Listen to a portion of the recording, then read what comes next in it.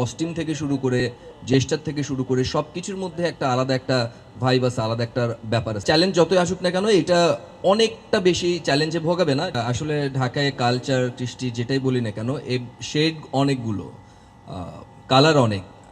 ঢাকা শহরে যদি আমি ভুল না করে থাকি, অনেকগুলো কালার। তো সমস্ত কালার ব্লেন্ডিং করে, শুধু তো এটা ভাষাগত ডিফারেন্সই না, এটা তো কস্টিউম থেকে শুরু করে জেস্টার থেকে শুরু করে সব কিছুর মধ্যে একটা আলাদা একটা ভাইব আছে, আলাদা একটা ব্যাপার আছে। যেহেতু অনেকগুলো কালচার, ঢাকায় কালচার হলো, ঢাকায় কালচার মধ্যে কিন্তু আরও 100টা কালচার আছে।